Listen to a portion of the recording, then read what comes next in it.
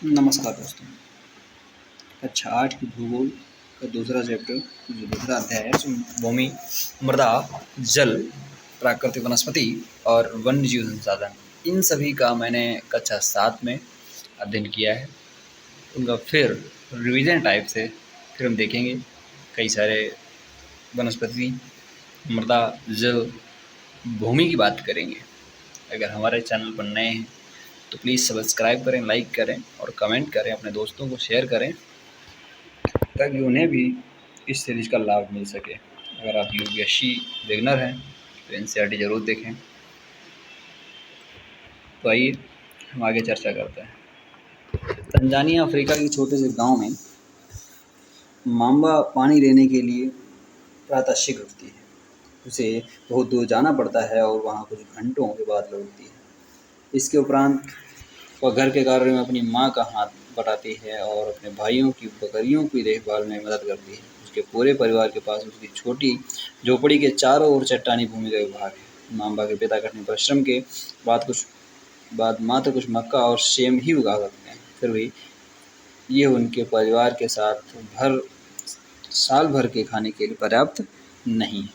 Peter, अभी मैंने बात की अदर देश की, अब बात कर रहे हैं तंजानिया की बात की, उसके बाद पीटर बात करें। पीटर न्यूजीलैंड के भेड़ पालन प्रदेश के लिए भाग रहता है। क्या कह रहा है?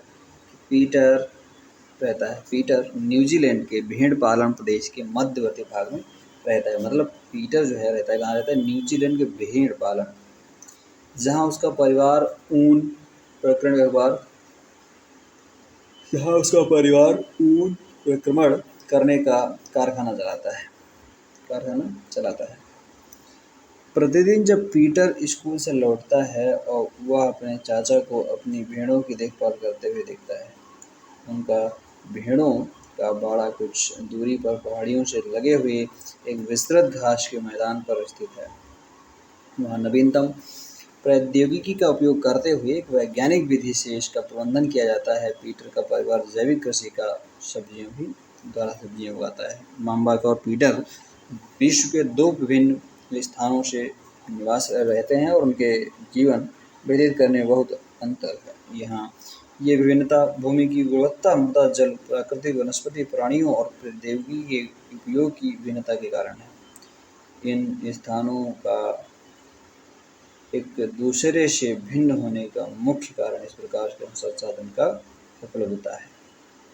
क्या आप जानते हैं क्या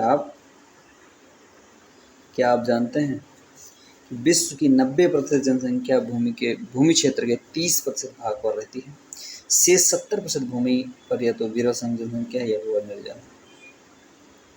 अब बात करेंगे हम भूमि क्या है? भूमि सभी महत्वपूर्ण प्राकृतिक संसाधनों में भूमि भी शामिल है। भूपृष्ठ के कुल क्षेत्र का लगभग 30% भाग भूमि है। कितना है? 30%। 30% भाग भूमि है। यही नहीं, इस थोड़े से प्रतिशत के सभी भाग आवास योग्य नहीं है। मुख्य भूमि और जलवायु के भिन्न भिन्न लक्षणों के कारण विश्व के विभिन्न भागों में जनसंख्या का वितरण असमान पाया जाता है। ऊबड़ खाबड़ स्थलाकृति पर्वतों के तीव्र ढाल, जलाक्रांत, ये चीजें हैं जलाक्रांत, संभावित निम्न क्षेत्र, मरुस्थल क्षेत्र एवं सघन वन क्षेत्र सामान्यतः विरल अथवा निर्जन है। उर्वर मैदानों और नदी घाटियों में कृषि के लिए उपयुक्त भूमि उपलब्ध है। इसीलिए ये स्थान विश्व के सघन बसे क्षेत्र हैं। भूमि उपयोग देखेंगे। भूमि का उपयोग विभिन्न कार्यों के लिए किया जाता है, जैसे कृषि।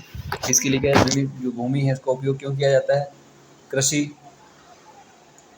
वन की सड़कों और उद्योगों की स्थापना के लिए। इसे भूमि उपयोग कहते हैं। क्या भूमि उपयोग कहते हैं? भूमि का उपयोग भौतिक तरीकों द्वारा निर्धारित किया जाता है, जैसे स्थलाकृति। भौतिक कारकों द्वारा निर्धारित किया जाता है, स्थलाकृति, मृदा, जलवायु, खनिज और जल की उपलब्धता। मानवीय कारक जैसे सघन और प्रौद्योगिकी भी भूमि उपयोग प्रतिरूप के महत्वपूर्ण निर्धारक है। स्वामित्व के आधार पर भूमि को निजी भूमि और सामुदायिक भूमि में बांटा जा सकता है। निजी भूमि व्यक्तियों के स्वामित्व में होती है, जबकि सामुदायिक भूमि समुदाय के स्वामित्व में होती है। सामान्य रूप से इसका उपयोग समुदाय से संबंधित व्यक्तियों के लिए किया जाता है, जैसे चारा, फलों, नट एवं औषधीय बूटियों को एकत्रित करना। इस सामुदायिक भूमि को साझा संपत्ति संसाधन कहते हैं।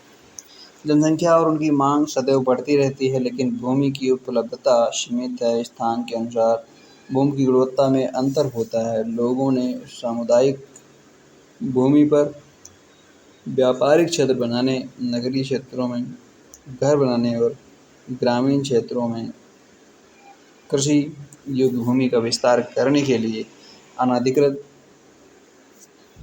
हस्तक्षेप करना शुरू कर दिया है। आज भूमि उपयोग प्रतिरूप में व्यापक परिवर्तन हमारे समाज में प्राकृतिक परिवर्तन को दर्शाते हैं। वर्तमान में क्या बता रहे हैं कि वर्तमान में कृषि और निर्माण संबंधी गतिविधियों के प्रसार के लिए कारण निम्न भूस्खलन, मृदा अपरदन, पारिस्थितिक पर्यावरण के प्रमुख खतरा है। भूमि संसाधन का संरक्षण। बढ़ती जनसंख्या तथा इसकी बढ़ती मांगों के कारण वन भूमि और कृषि योग्य भूमि का बड़े पैमाने पर विनाश हुआ है। क्या हुआ है? विनाश हुआ है। इससे इस प्राकृतिक संसाधन को समाप्त करने होने का डर पैदा हो गया है। इसलिए विनाश का वर्तमान दर को रोकना आवश्यक है। दर को अवश्य ही रोकना होगा। वन रोपण, भूमि उद्धार, रासायनिक कीटनाशकों और उर्वरकों के विनियमित उपयोग तथा अतिचारण पर रोके आदि का भूमि संरक्षण के लिए प्रयुक्त कुछ तरीके हैं। मृदा। पृथ्वी के पृष्ठ पर दानेदार कणों के आवरण की पतली परत मृदा कहलाती है। दानेदार आवरण। पृथ्वी के पृष्ठ पर दानेदार कणों के आवरण की पतली परत मृदा कहलाती है। ये भूमि से निकटता से जुड़ी हुई है। भूमि से निकटता से जुड़ी हुई है। स्थल रूप मृदा के प्रकार को निर्धारित करते हैं। मृदा का निर्माण चट्टानों से प्राप्त खनिजों और जैव पदार्थ तथा भूमि पर पाए जाने वाले खनिजों से होता है। ये अपक्षय की प्रक्रिया के माध्यम से बनती हैं। खनिजों और जैव पदार्थों का सही मिश्रण मृदा को उपजाऊ बनाता है। ये एक है कि भूस्खलन कैसे हुआ है, ये आप लोग खुद से पढ़ लेंगे। चाहें तो स्क्रीनशॉट ले लें और बेटर ही रहेगा, अपने आप को पढ़ लेंगे आप लोग ध्यान से। कोई ज़्यादा खास नहीं है, लेकिन फिर भी एक शब्दावली है, देख लेते हैं कि शब्दावली में अपक्षय क्या होता है। तापमान परिवर्तन, तुषार क्रिया। क्या कह रहा है? तापमान परिवर्तन, तुषार क्रिया पौधों, प्राणियों और मनुष्य के क्रियाकलाप द्वारा अनावृत सेलों का टूटना और क्षय होना। ये चीज़ देखेंगे हम। क्या देखेंगे? ये चीज़ देखेंगे। ये क्या है? जो चित्र बना हुआ है, ये चित्र जो है ये क्या है? इसको हम मृदा परिच्छेदिका बोलते हैं। क्या बोलते हैं? मृदा परिच्छेदिका जो बोल देते हैं, मृदा परिच्छेदिका क्या है? ये जनक चट्टाने बोल रहा है। जनक चट्टाने, ये क्या? जनक चट्टाने, अवक्षयित चट्टाने, बालू गाद क्ले के साथ मृदा नीचे वाली, जिस पर क्या है? ह्यूमस और वनस्पति के साथ ऊपरी मृदा। ह्यूमस और ये जो पट्टी दिखा रहा है, ये ध्यान दे रहे हैं। क्या आप जानते हैं केवल 1 सेंटीमीटर मृदा को बनाने में सैकड़ों वर्ष लग जाते हैं। बिल्कुल सही बात है, बनाने में सैकड़ों वर्ष लग जाते हैं। ये जो चित्र है, ये ध्यान देंगे, चित्र पर ध्यान देंगे। मृदा देख लेते हैं कि नंबर 1 जनक शैल रंग मठ गठन रासायनिक गुणधर्म खनिज मात्रा पारगम्यता को निर्धारित करती है। कौन? मृदा। नंबर 2, उच्चावच तुंगता और ढाल मृदा के संचयन को निर्धारित करते हैं। 3, वनस्पति प्राणीजात और सूक्ष्म जीव ह्यूमस निर्माण की दर को प्रभावित करते हैं। नंबर 4, समय मृदा परिच्छेदिका की मोटाई को निश्चित करता है। और नंबर जो 5 है वो है जलवायु, तापमान, वर्षा, अपक्षय और ह्यूमस निर्माण की दर को प्रभावित करते हैं। मृदा निर्माण को प्रभावित करने वाले कारक होते हैं, उनके बारे में चर्चा की। कारक कौन कौन से हैं? आगे क्या है? आगे है मृदा निर्माण के कारक। कारक क्या है? हम कारक के बारे में चर्चा करेंगे। कारक मृदा निर्माण के प्रमुख मुख्य कारक जनक कौशल का स्वरूप और जलवायु कारक हैं। मृदा निर्माण के अन्य कारक स्थलाकृति जैव पदार्थों की भूमिका और मृदा निर्माण के संगठन में लगा समय।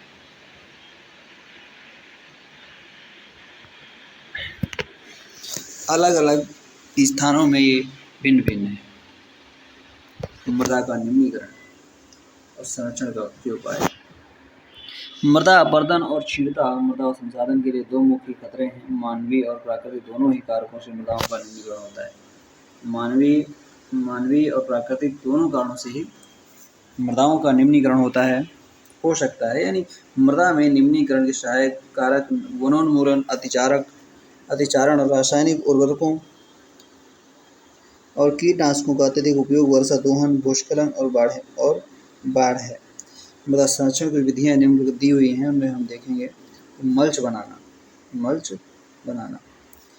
पौधों के बीज अनावृत भूमि जैव पदार्थ जैसे प्रवाल से ढक दी जाती हैं। इससे मृदा की आर्द्रता रुकी रहती है।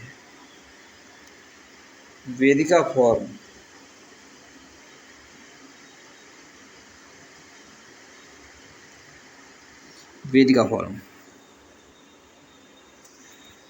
यह है वेदिका फॉर्म। चौड़े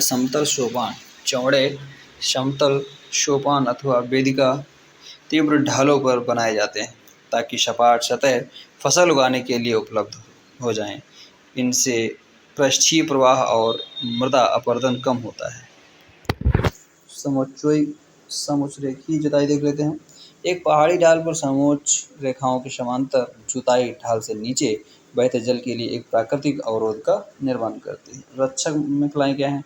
तटीय प्रदेशों और शुष्क प्रदेशों में पवन गति रोकने के लिए वृक्ष कतारों में लगाए जाते हैं ताकि मृदा आवरण को बचाया जा सके। आगे देखेंगे समोच्चरेखीय क्या है? समउच्चरेखीय रोधिकाएं क्या हैं? ये क्या हैं? समोच्चरेखीय पर रोधिकाएं बनाने के लिए पत्थरों, घास, मृदा का उपयोग किया जाता है। रोधिकाओं के सामने जल एकत्र करने के लिए खाइयां बनाई जाती हैं। चट्टान बांध क्या है? ये जल के प्रवाह को कम करने के लिए बनाए जाते हैं। ये नालियों को की रक्षा करते हैं और मृदा क्षति को रोकते हैं। बीज की फसल उगाना, ये भी देखेंगे बीज की फसल क्या है। वर्षा दोहन से मृदा को सुरक्षित रखने के लिए अलग अलग समय पर भिन्न भिन्न फसलें एकांतर कतारों में उगाई जाती हैं। क्या आप जानते हैं? ये एक चीज दिया हुआ है कोष्टक में। क्या आप जानते हैं वर्ष 1975 में मानव उपयोग के लिए जल की खपत थी 3850 घन किलोमीटर वर्ष थी, जो वर्ष 2000 में बढ़कर 6000 घन किलोमीटर वर्ष में हो गई थी। भूमि की बात कर चुके हैं, अब बात करेंगे हम जल क्या है। जल की बात करेंगे। किसकी बात करेंगे? जल एक महत्वपूर्ण नवीकरणीय प्राकृतिक संसाधन है। भूपृष्ठ का 3/4 भाग जल से ढका है, इसलिए इसे जलग्रह कहना उपयुक्त है। लगभग 3.5 अरब वर्ष पहले जीवन आदि महासागरों में प्रारंभ हुआ था। 3.5 वर्ष पहले जीवन आदि महासागरों में ही प्रारंभ हुआ था। यद्यपि आज भी महासागर पृथ्वी की सतह के 2/3 2/3 भाग को ढके हुए है और विविध प्रकार के पौधों और जंतुओं को मदद करते हैं। महासागरों का जल लवणीय है और मानवीय उपयोग के लिए उपयुक्त नहीं है। अलवण जल केवल 2.7% ही है। इसका लगभग 70% भाग बर्फ की चादरों और हिमानियों के रूप में ग्रीनलैंड पर्वतीय प्रदेशों में पाया जाता है। अपनी स्थिति के कारण इसे मनुष्य की पहुंच के बाहर होता है। केवल 1% अलवण जल उपलब्ध है और यह मानव उपयोग के लिए उपयुक्त है। यह भौम जल नदियों और झीलों में पृष्ठीय जल के रूप में तथा वायुमंडल में जल वाष्प के रूप में पाया जाता है। इसलिए अलवणीय जल पृथ्वी का सबसे अधिक मूल्यवान पदार्थ है। पृथ्वी पर जल न बढ़ाया जा सकता है और न घटाया जा सकता है। इसकी कुल मात्रा स्थिर रहती है। इसकी प्रचुरता में विविधता प्रतीत होती है, क्योंकि ये वाष्पीकरण वर्षण क्या बात कर रहा है कि वाष्पीकरण वर्षण की और वाह की प्रक्रियाओं के द्वारा महासागरों द्वारा वायु, भूमि और पुनः महासागरों में चक्रण निरंतर गतिशील है। जैसे कि आप जानते होंगे कि जल चक्र कहते हैं इसे। हम जल चक्र तो गतिशील बात करें तो क्या कहते हैं, जल चक्र कहते हैं। मनुष्य जल की बड़ी मात्रा का उपयोग न केवल पीने की और धुलाई करता है, वरना उत्पादन प्रक्रियाओं में भी काम करता है।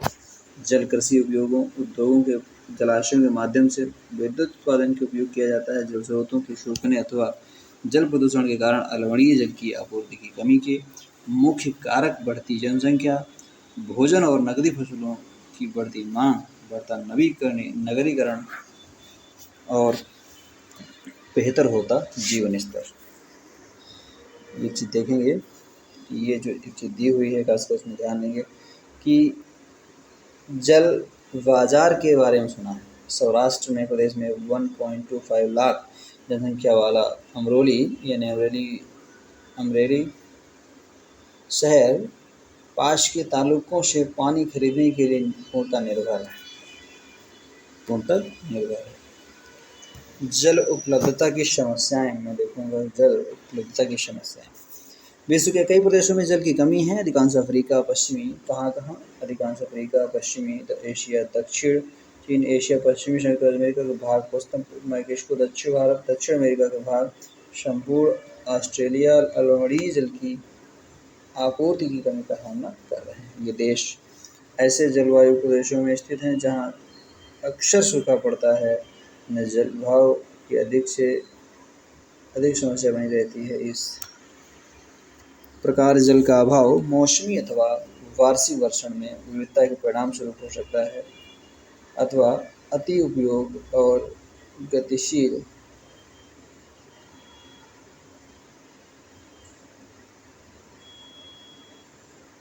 उपयोग हो सकता है। जल संसाधनों का संरक्षण देखेंगे। आज विश्व में लगभग शुद्ध तथा पर्याप्त जल स्रोत तक पहुंचना एक बड़ी समस्या बन गई है। इस क्षीण होते संसाधन के संरक्षण के लिए कदम उठाने चाहिए। यद्यपि जल एवं एक नवीकरणीय संसाधन है, तथापि इनका क्या है देख लेंगे। यमुना नदी विहित मल औद्योगिक बहिर्स्राव एवं कचरे के कारण दूषित हो रहे हैं।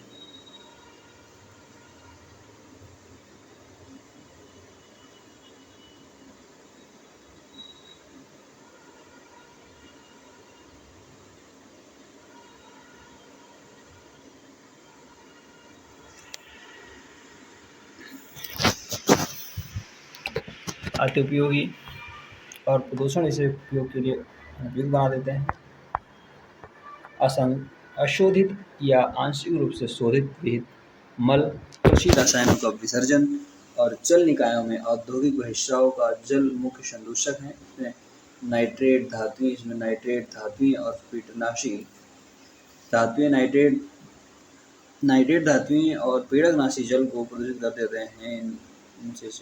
इनमें से अधिकांश रसायन अजैव निम्नीकरण होने के कारण जल द्वारा मानव शरीर में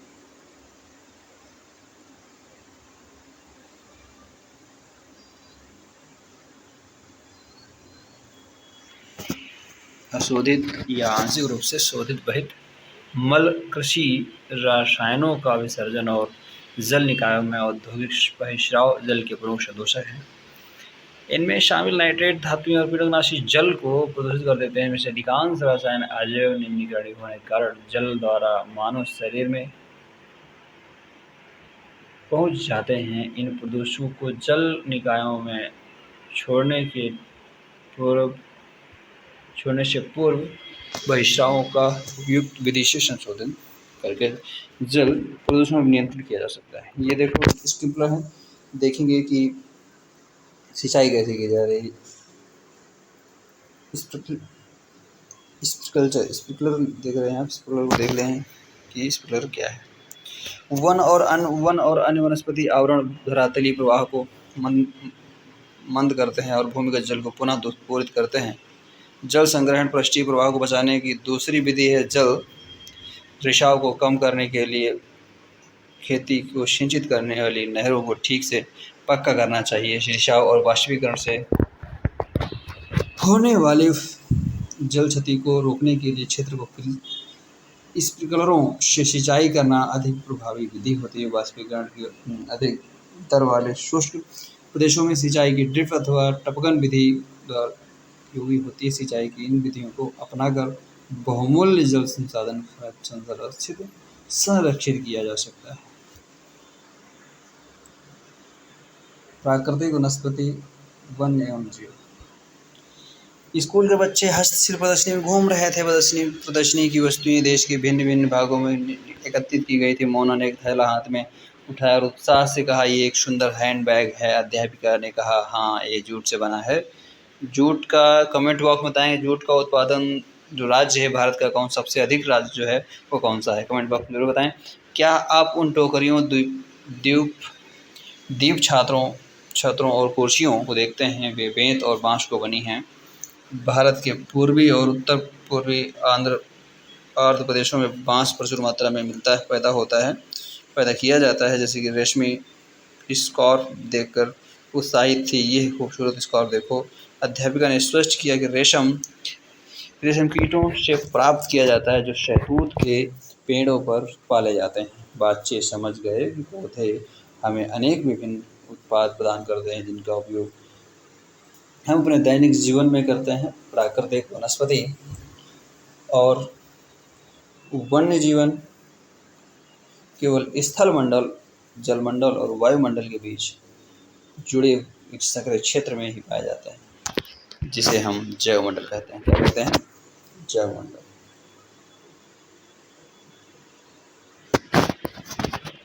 सभी जीवित जातियां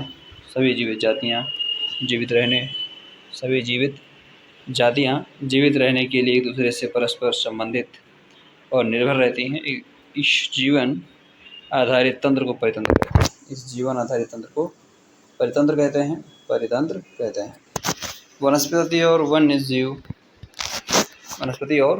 जीवन बहुमूल्य संसाधन हैं जो पौधे में इमारतें लकड़ी देते हैं, प्राणियों को आश्रय देते हैं, ऑक्सीजन उत्पन्न करते हैं जिसमें हम सांस लेते हैं, फसलों को उगाने के लिए आवश्यक मृदा की सुरक्षा करते हैं, रक्षक मेखला के रूप में कार्य करते हैं, भूमिगत जल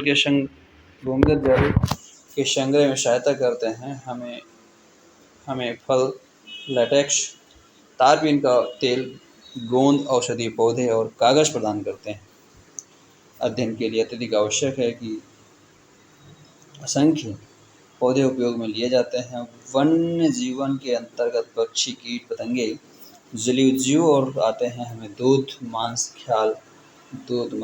खाल और ऊन प्राप्त होते हैं। कीट जैसे मधुमक्खी हमें शहद देती है और फूलों के परागण की मदद से करती है। परतंत्र में अपघटक के रूप में एक महत्वपूर्ण भूमिका निभाती है। चिड़ियाँ अपने भोजन के लिए कीटों पर निर्भर हैं और घटकों के रूप में कार्य करती हैं। गिद्ध मृत जीवों को पाने के लिए कारण अपमार्जक और पर्यावरण का एक महत्वपूर्ण स्रोत समझा जाता है। इसलिए प्राणी चाहे बड़े हों या छोटे, सभी पर तंत्र संतुलन बनाए रखने के लिए और अनिवार्य है, कौन छोटे प्राणी हो या बड़े प्राणी। वनस्पति विस्तरण। वनस्पति की वृद्धि मुख्य रूप से तापमान और आर्द्रता पर निर्भर करती है। विश्व की वनस्पति के मुख्य प्रकारों को 4 वर्गों में रखा जाता है, जैसे वन, घास, स्थल, गुल्म एवं टुंड्रा। ये 4 स्तर हैं। भारी वर्षा वाले क्षेत्रों में विशाल वृक्ष उग जा सकते हैं। इस प्रकार वन प्रचुर जल आपूर्ति वाले क्षेत्रों में ही पाए जाते हैं। जैसे आर्द्रता कम होती है वैसे वैसे वृक्षों का आकार, उनकी सघनता कम होती चली जाती है। सामान्य वर्षा वाले क्षेत्रों में छोटे आकार वाले वृक्ष और घास उगती है, जिससे विश्व के घास स्थलों का निर्माण होता है। कम वर्षा वाले शुष्क प्रदेशों में कटीली झाड़ियाँ एवं गुल्म उगते हैं। इस प्रकार के क्षेत्रों में पौधों की जड़ें गहरी होती हैं। वाष्पोत्सर्जन से होने वाली आर्द्रता की हानि को घटाने के लिए इन पेड़ों की पत्तियां कांटेदार मोमी सतह वाली होती हैं। शीत ध्रुवीय प्रदेशों की टुंड्रा वनस्पति में मांस और लाइकेन सम्मिलित हैं। पिछली 2 शताब्दियों में विश्व में जितने लोग थे, इस समय उनसे कहीं अधिक लोग हैं।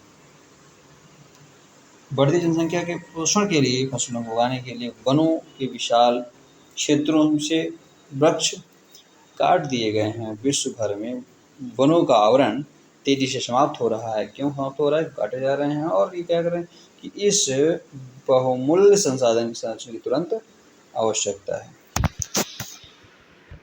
वनस्पति और वन्य जीव का संरक्षण कैसे करेंगे, चर्चा करेंगे। वन हमारी संपदा है। पौधे जंतुओं को आश्रय प्रदान करते हैं और साथ ही परितंत्र को भी सुरक्षित रखते हैं। जलवायु में परिवर्तन और मानव हस्तक्षेप के कारण पौधों और जंतुओं के प्राकृतिक आवास नष्ट हो सकते हैं। बहुत सी जातियां असुरक्षित अथवा संकटापन्न है और कुछ लुप्त होने के कगार पर है।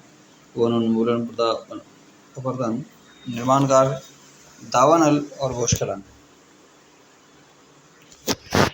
में से कुछ मानव और प्राकृतिक कारक हैं जो मिलकर इन महत्वपूर्ण प्राकृतिक संसाधनों के लुप्त होने की प्रक्रिया को बढ़ावा देते हैं। आज की मुख्य चिंताओं में से एक अनाधिकार शिकार करने की संख्या का बढ़ना, जिससे कुछ खास प्रजातियों की संख्या तेजी से कमी आई है।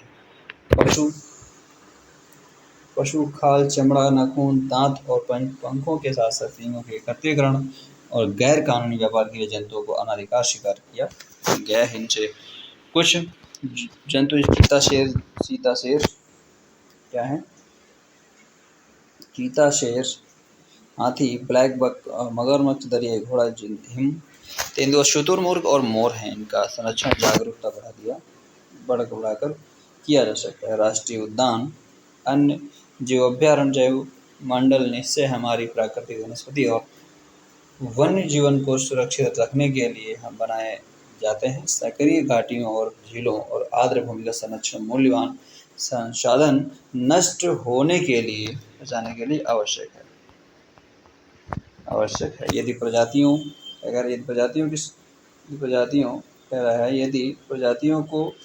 की सापेक्ष संख्या को भंग न किया जाए तो पर्यावरण में संतुलन बना रहता है। विश्व के अनेक भागों में मनुष्य ने अपने क्रियाकलापों से अनेक प्रजातियों के प्राकृतिक आवासों में उथल-पुथल कर दी है। अनेक पक्षियों और जीव जंतुओं के अंधाधुंध शिकार के कारण ये तो विलुप्त हो गए हैं या विलुप्त होने के कगार पर हैं।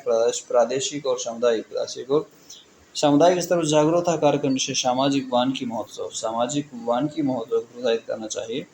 स्कूल के बच्चों को पक्षी देखने और प्राकृतिक कैंपों में जाने के लिए प्रोत्साहित करना चाहिए, ताकि वे विविध जातियों के निवास का अवलोकन कर सकें।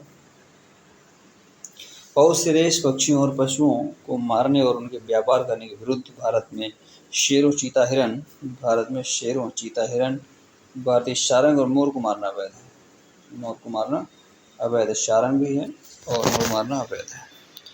एक अंतर्राष्ट्रीय परिपाटी यानी CITES, the convention on international trade in endangered species of wild fauna and flora की स्थापना की गई है, जिससे प्राणियों और पक्षियों की अनेक जातियों की सूची तैयार की है। इस सूची के दिए गए सभी पक्षियों और प्राणियों के व्यापार करने के प्रतिबंध लगाया गया है। पौधों और प्राणियों का स्मरण एवं संरक्षण प्रत्येक नागरिक का मौलिक कर्तव्य है। तो इसके बारे में थोड़ा जानेंगे कि ये क्या है। ये जो संस्थान है, ये क्या आप जानते हैं कि CITES, the convention on international trade in endangered species of wild fauna and flora सरकार के द्वारा बीच एक अंतर्राष्ट्रीय समझौता है। इसका उद्देश्य एक निश्चित करना है और वन्य प्राणी एवं पौधों के नमूनों के अंतर्राष्ट्रीय व्यापार के लिए उनके जीवन की कोई आखिरी बचता खतरा नहीं है। मोटे तौर पर पशुओं की 5000 प्रजातियाँ और पौधों की 28,000 प्रजातियाँ जो जातियाँ हैं संरक्षित हैं। भालू, डॉल्फिन, कैक्टस, प्रवाल, आर्किड और ये लोग कुछ उदाहरण हैं। इसके आगे अभ्यास प्रश्न है। आशा करता हूँ कि अभ्यास प्रश्न आपने खुद लिखेंगे और तो देख लेते हैं कि चितलों का झुंड। अब एक टॉपिक आया था कि एक जैवमंडल निश्चय क्या है। एक वैश्विक नेटवर्क और जोड़े हुए रक्षित क्षेत्रों की श्रृंखला, जिसे संपूर्ण और विकास के बीच संबंधों को प्रदर्शित करने के इरादे से बनाया गया है। आशा करता हूँ कि आपको समझ आया होगा और अगर कोई इशू होता है तो कमेंट बॉक्स में ज़रूर बताएं। आपके तत्पर वीडियो के माध्यम से किसी माध्यम से आपके लिए उपलब्ध कराया जाएगा। और आशा करता हूँ कि आप लोग चैनल सब्सक्राइब कर रहे हैं और नए हैं तो सब्सक्राइब ज़रूर करें, और पुराने हैं तो शेयर कर रहे होंगे। आपको अच्छा लग रहा है क्लास और आपके दोस्तों को भी अच्छा लगेगा अगर आप शेयर जरूर करें। थैंक यू, धन्यवाद।